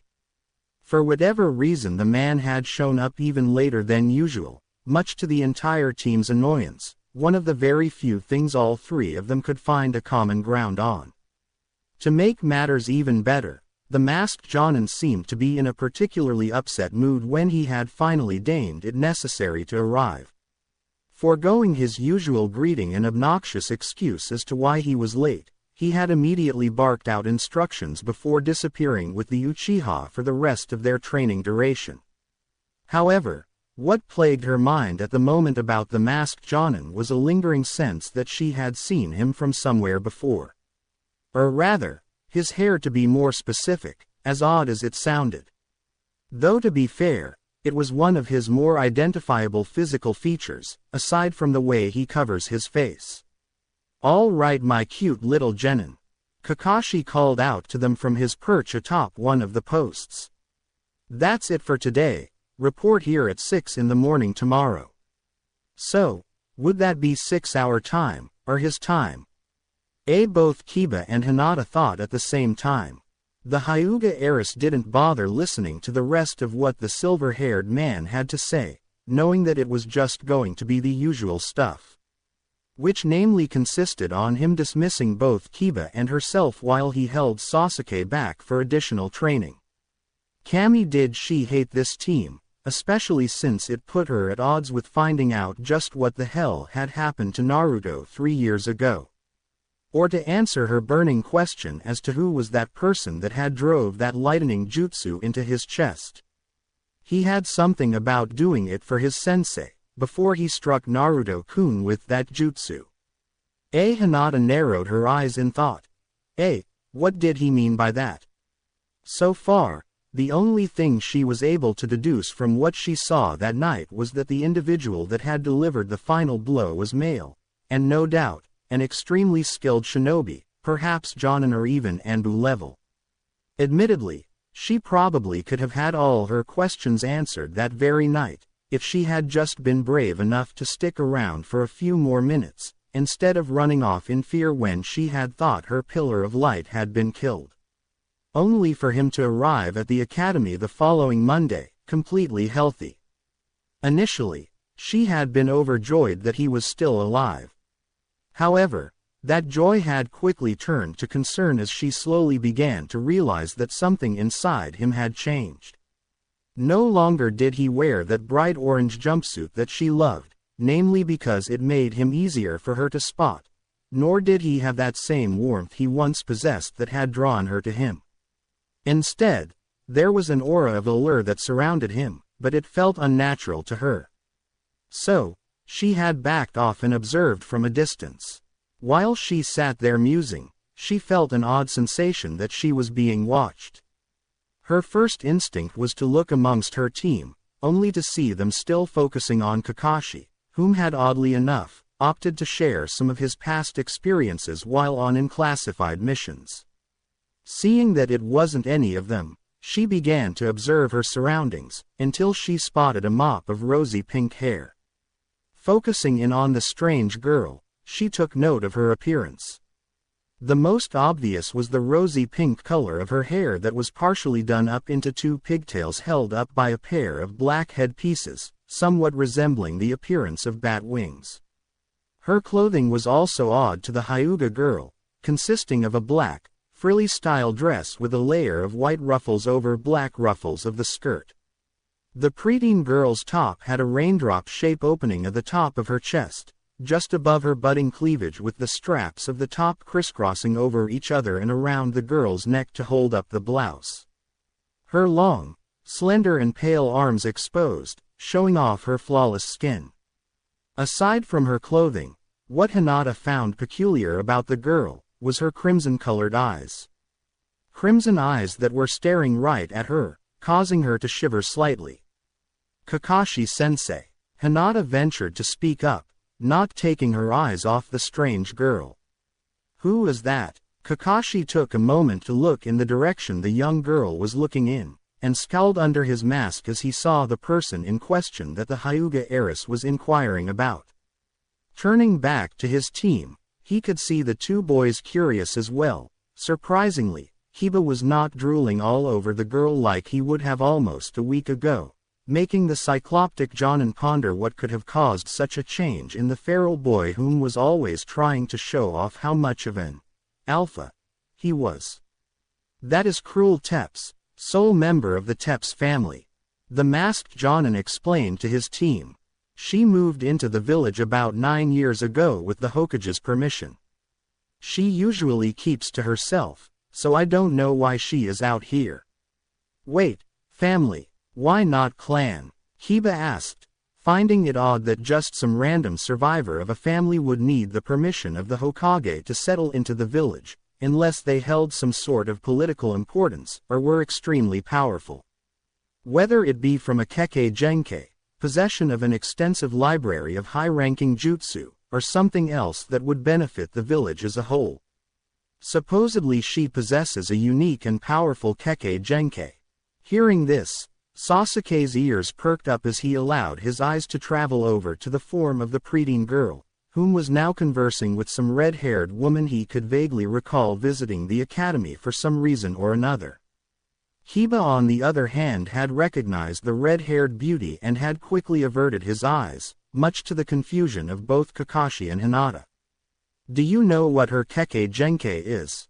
The Uchiha inquired. If it proved to be strong enough, he would overlook the fact that she was a civilian and not a strong kunoichi and give her the honor to bear his children to repopulate his clan, and if her family was powerful and influential as it was implied she was, then all the better to benefit the Uchiha, as it should be. No, Kakashi replied, glancing to the now two women, his eyes narrowing at the red-head. She looked too much like that Uzumaki whore that married his sensei, and robbed him of his second father figure after his own father had committed suicide. The only one that knows the full detail of the Tepps family is the Hokage. Not even the councils are privy to what her family has to offer the village. Isn't that odd that the rest of the council would not be aware of a family or clan's potential within the village? Hinata asked. It is unusual, but not completely out of the Hokage's power to make such a decision without the knowledge or approval of the council. The masked Jonin shrugged. After all, the council is there to advise the Hokage, not tell him what he can and cannot do within his own village. Hinata remained silent, as she turned her attention back to the pink-haired girl. Back to the crimson eyes that were boring right into her own, giving the brunette an uneasy feeling about the girl. Almost as if this cruel Tepps knew something about her, and her specifically as she was seemingly ignoring the rest of the team and focusing solely on her. That being said, I would advise you all to stay away from her. Kakashi stated, fully turning to the genin before him. I don't trust her. Aside from the Hokage, no one knows anything about her. Not even Jiraiya-sama was able to find anything about her, her family or her past before the Hokage ordered him to cease all investigations on her. Hinata frowned, not liking the sound of any of this. All the mystery surrounding Pinkett, and the fact that not even the village's spy master was able to dig up anything about the girl's family before the Hokage had ordered him to stop. What's the Dobi doing here? Sasuke asked as he glared at the whiskered blonde. This prompted the remaining members of the team and Kakashi to turn, only to be greeted by the sight of Naruto and Anko approaching the two young women they had just been talking about.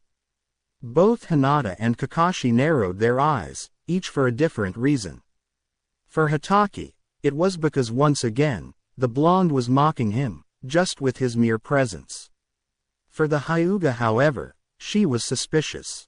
Kakashi had just told them how the Pinkett was reclusive and kept to herself only speaking with the Hokage. However, here was Naruto and Anko both approaching and interacting with the preteen girl as if they were old friends, family even. Furthermore, the redhead that accompanied the Tepps girl seemed to be subservient, mostly towards Naruto. Something that struck the Hyuga heiress as being odd. As she continued to observe the group, her eyes widened as she watched as Naruto reached out and caressed the Pinkett's cheek before leaning in and giving her a sensual kiss, causing an old sense of jealousy to flare up within the Hyuga once more. Unconsciously, she had activated her Byakugan only to sharply take in a breath of air at what she saw. Each of their chakra signatures looked off. Naruto's remained to be the solid purple, though now his chakra had black wisps floating outwards, touching and licking the other chakra signatures near him. Almost as if they were bound to one another.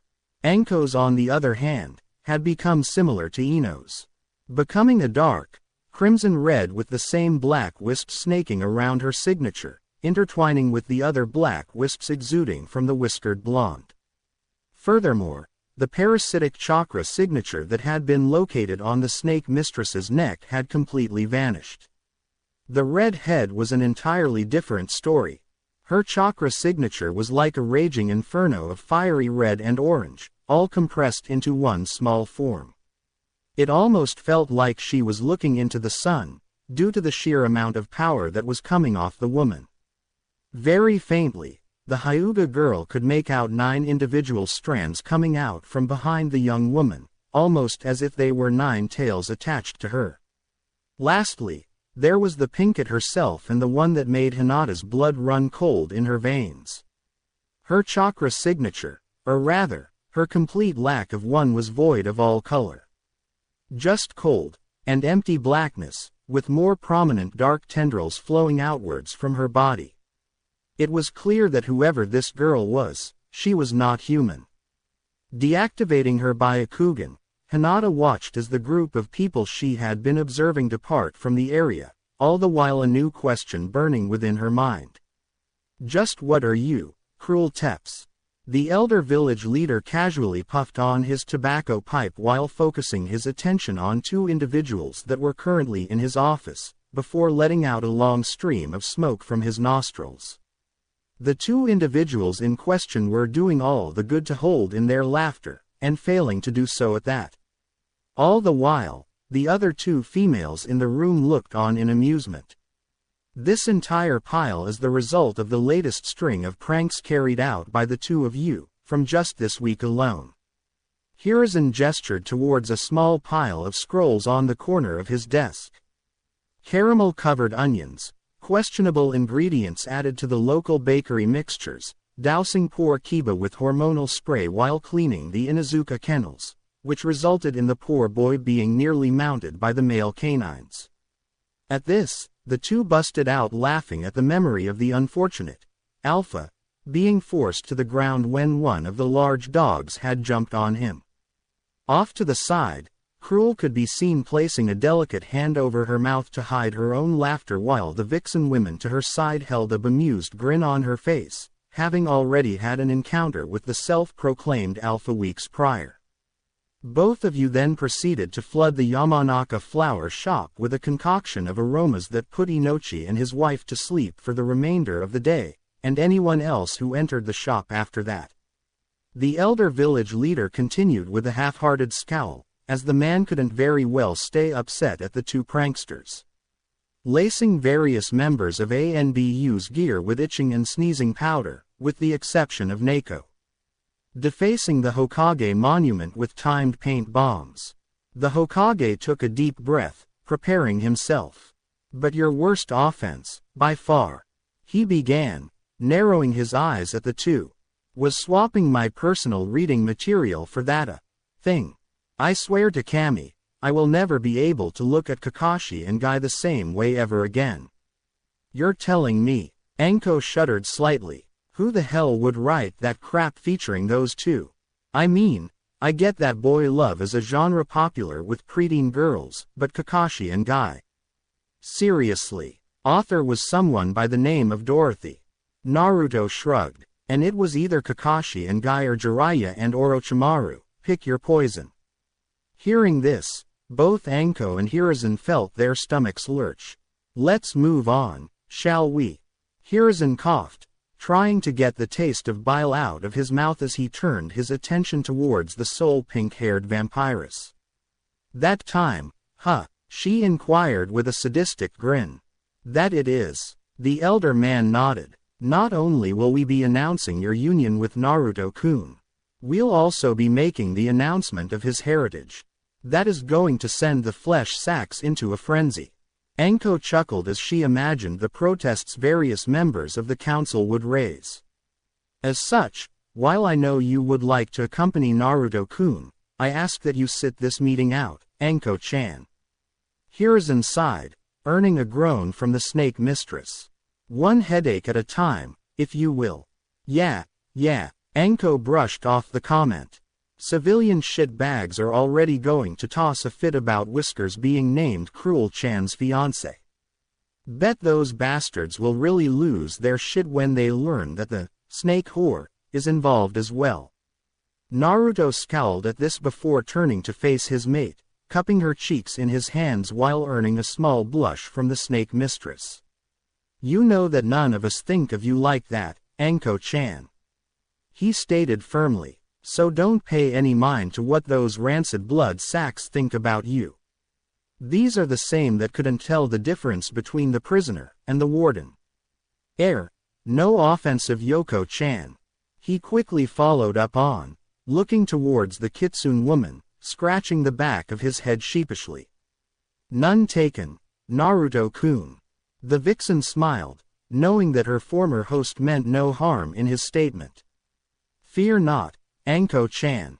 Cruel spoke up with a grin. When the time comes to reveal your relationship with our mate, you may hold your head up high as a proud coven sister of the Tep's name. This earned a fanged grin from the snake mistress. While she had intended to poke fun at the council's inevitable reaction, it was a relief to see her lover and fellow coven sister support her and help ease her insecurities. We'll meet up later, Naruto smiled, giving the perplet a kiss on the corner of her lips.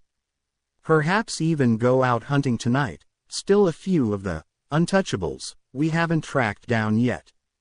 A shiver went down the snake mistress's spine upon hearing the promise of going out on another hunt. Allowing a bloodthirsty grin to spread across her lips, exposing her fangs, as she brought the whiskered vampire into a tight hug, burying the poor teen's face in her. Oh Naruto-kun, she whispered seductively into his ear. You know the exact thing to say to excite a girl. Show me a good time and I'll give you a reward tonight, Naruto-kun. Emphasizing her point by licking along his earlobe before she dissipated into a cloud of mist and drifted out the window. Earning a small giggle from the elder vampiress and the kitsune woman, all while Naruto was blushing up a storm. At any rate, Hiruzen coughed, snapping the blonde vampire out of his embarrassment. Let us proceed, I am sure you all other stuff you would rather do today. With a nod, Naruto followed behind the old man, accompanied by his sire and lover, and the vixen. Council chambers. Mumbling echoed throughout the large room as various members that made up the civilian side of the council had made their displeasure known to one another about a meeting being called, some of which even had the audacity to claim that the Hokage should have gotten their permission first before calling such a meeting, much to the annoyance of the other council members. After a few more minutes, the large double doors opened, revealing the village leader and a young-looking pink-haired woman, that many within the room had identified as the enigmatic cruel Teps that resided within the village walls in a rather large and private estate on the outskirts of the village. Her presence piqued the interest of all in the room, as did the presence of the other unknown woman that seemed to accompany the Pinkett that seemed familiar to many of them. However, any interest they had quickly soured when they noticed the fourth individual entering the room, standing too close to the young woman for many of the civilian and elders' liking. Hiruzen, what is the purpose of this meeting and why is that damn boy here? Inquired a portly-looking man, earning a glare from the village leader. You would do well to remember not to converse with me in such a casual manner, councilman. Hiruzen growled, leaking out a small amount of killer intent, forcing the man to shrink in his seat. You forget that this is a dictatorship, and I am the dictator. If I decide to call a meeting at 3 in the Kami-forsaken morning to discuss how the grass grows, you will attend in your sleepwear and a smile on your face. Am I clear? The elder village leader emphasized his point by leaking out a considerable amount of killer intent, mostly focused towards the civilian council, earning a shaky nod in understanding from each of them. Satisfied that he had made his point quite clear, Hiruzen took his position at the head of the table. Now, to answer your question as to the purpose of this meeting. He began as he produced a scroll from his robes and placed it on the table. Earning curious looks from a majority of those present. Since young Naruto Uzumaki has graduated from the academy and has been officially registered as a genin of Konoha, under Jonin Kurenai Yuhi, I have deemed it proper to release his heritage to the public. This caught the attention of everyone in the room with varying reactions. The majority of the civilian side scowled at the announcement, with the exception of a blonde-haired woman with emerald green eyes whom had only gave a knowing smirk in response. The shinobi side was a mixture of stoic faces in the forms of Hiyashi Hyuga and Shibi Aburame and the feral excitement from Sume Inuzuka. Meanwhile Shikaku Nara just muttered, "Troublesome," from his position, face down on the table. Lastly, there were the three elders, that were Hiruzen former teammates being Homura Mitokado and Kaharu Utatane, and a rival in the form of Danzo Shimura and advisors to the Hokage. The former two had neutral expressions while the latter had a hint of disappointment in his eyes. "Forgive me Hokage-sama," the blonde-haired woman interrupted politely. "But could you please explain as to why young Uzumaki-san's heritage was hidden to begin with?" Hiruzen paused and looked around the room to see that a majority of civilian council members were curious as to why he would have gone through the lengths to hide the boy's heritage. Which only further raised the question as to who the boy's parents were that would require such an action. "I suppose it does warrant some explanation," the elder village leader conceded. "The reason why Naruto-kun's heritage was made secret is due to the fact that both of his parents were not only well-respected and powerful members of our shinobi forces, but both his mother and father also made lots of enemies both within and outside the village." This piqued the civilian council's interest, many of which began to conspire that if the boy's parents had acquired such a reputation and hopefully wealth, they could no doubt use it to their own benefit. Enough to even overlook the boy's status, if only a little. Now, without further delay, the Sandaime began, getting everyone's attention as he picked up the scroll and opened it, revealing multiple papers. "Here are copies of the birth certificate for one Naruto Uzumaki." The elder village leader proceeded to pass the stack off to the individual to his left, whom happened to be Sume Inuzuka, instructing each member to take one of the papers and pass it to the next person on their left. Hiruzen waited until all members of the council had a copy of the certificate before finally making the announcement. "Now that everyone has a copy, I am proud to announce that young Uzumaki's parents are none other than Kushina Uzumaki and the Yondaime Hokage himself, Minato Namikaze," Hiruzen announced to the room.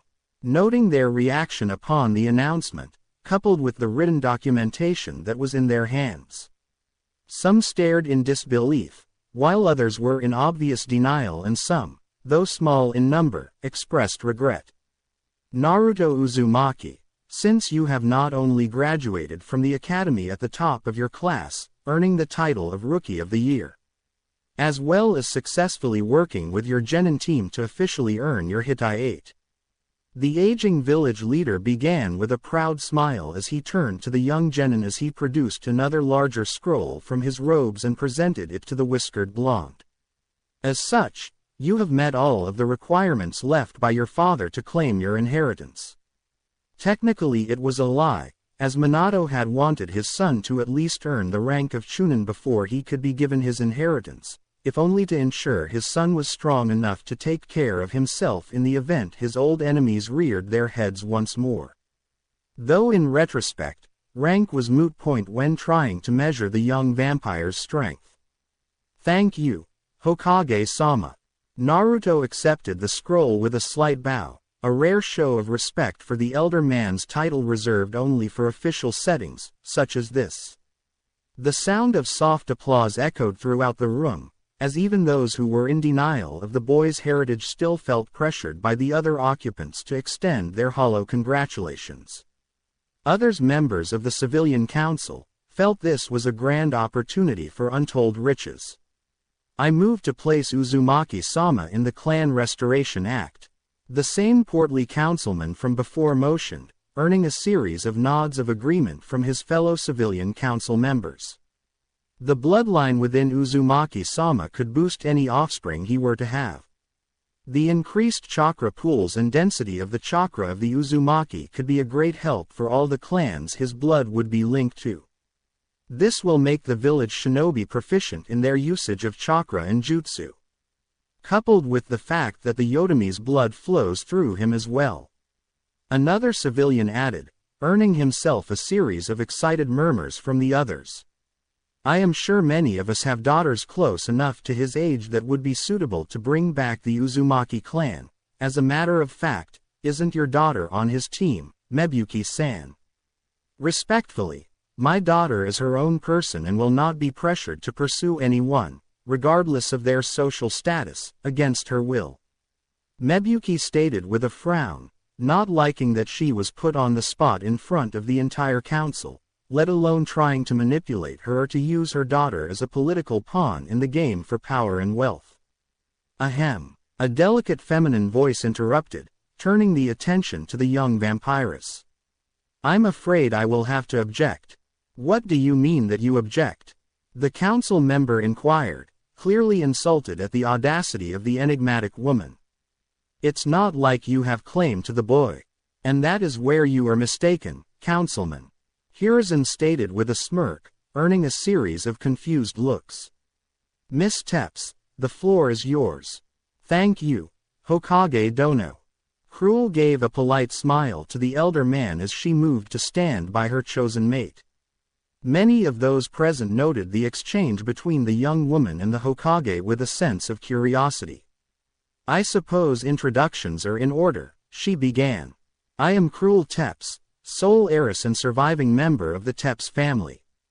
The same Tepps family that used to own the entirety of the elemental nations centuries ago. Shika inquired lazily from his spot at the table, though anyone who was familiar with the elder Nara could hear a tinge of anticipation in his voice. The very same. The pink-haired vampiress giggled. I am glad to see my family's name hasn't been completely forgotten. Many of the records were lost during the clan wars that ensued afterwards. An unfortunate result of dividing the lands. Shika yawned, content that he received his answer.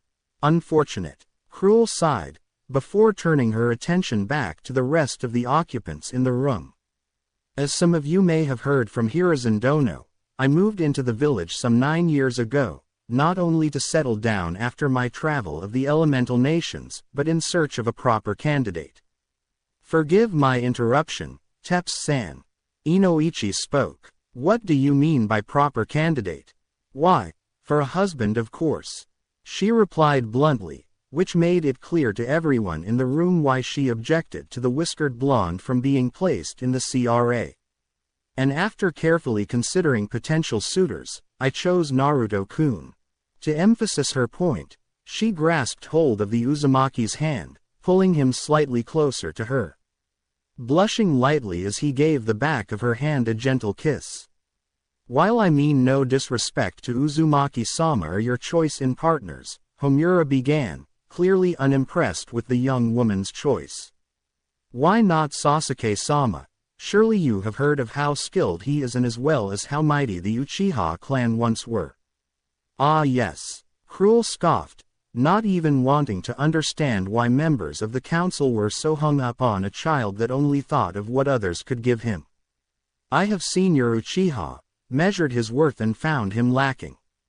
The spectacled elder seemed to take offense to her words, but wisely held his tongue. Silently, he eyed his fellow elder council members for assistance, only to find his female counterpart neutral in this debate while Danzo seemed to be preoccupied by something unspoken. I see. Homura reluctantly conceded, seeing as he had no support to move forward with. Still, perhaps another chance would present itself to salvage this for his own benefit. Now, Tepps turned her attention back to the rest of the council once more. Let me state that I will not deny Naruto-kun the right to bring the Uzumaki clan, if he so wishes. Then why did you object to Uzumaki-sama being placed in the Clan Restoration Act? The portly councilman inquired. Simple. Naruto spoke up, placing his hand on Cruel's shoulder in an affectionate gesture. We will not allow your daughters to be used as political pawns for you to use to gain wealth and power. I will bring back my clan, but it will be on our terms, not yours. Many of the civilian council members, with the exception of a few, bristled at this and would have spoken out if not for the subtle amount of killing intent coming from the elder village leader that forced them to hold their tongues. Meanwhile, those of the shinobi council were impressed with the young blonde's maturity. Well spoken, Naruto-kun. Cruel smiled approvingly. You said that you will bring back the Uzumaki clan on your own terms. Inoichi stated. Does this mean you already have potential candidates to assist in its rebirth? Naruto couldn't help but mentally smirk at the question. While it was phrased in a polite manner, the blonde vampire knew the real reason the elder mind walker was asking. The protective father was fishing for confirmation as to the identity of the boy his little princess was interested in, no doubt to have a talk with the boy about his daughter. We do have a two that are being courted. Cruel answered before eyeing the disguised vixen behind her. Maybe a third, though she has been shy about it. Yoko tried to fight back the blush at the insinuation. However, only the Hokage and the prospect's parents will be notified should anything come to fruition. Cruel commented with a smirk, knowing this upset various council members in the room between the civilian and elder members. I bet one of them is that snake whore he is always hanging around with. One of the civilians whispered with contempt, earning himself a glare from not only Naruto and Cruel, but also Yoko and the Hokage himself. I would advise you to keep such thoughts to yourself, councilman. Hiruzen growled, leaking another dose of killing intent towards the guilty party. Lest you find yourself expelled from your position. A moment of tense silence followed for a handful of seconds before the elder village leader led up his killing intent, turning back to the matter at hand. Now, as Hokage of Konohagakure, I now place Naruto Uzumaki Namikaze under the Clan Restoration Act, and stress that it will be under his own terms. Anyone caught trying to manipulate or intimidate prospects will be met with a swift and severe repercussion. Congratulations, my boy. Hiruzen smiled at Naruto before turning back to the council. Now, before I adjourn this session, is there any business that must be discussed? I have a personal matter that I feel must be addressed. Danzo spoke up as he reached into his robe and produced a small stack of letters and placed them on the table. For the last 3 months, I have been receiving no less than 200 letters at my home, in my office and even in my private quarters. The latest one reads as such. Dear self-important warmonger. I wanted to send you this friendly little letter to inform you of your imminent demise. If you're curious about the frequency of which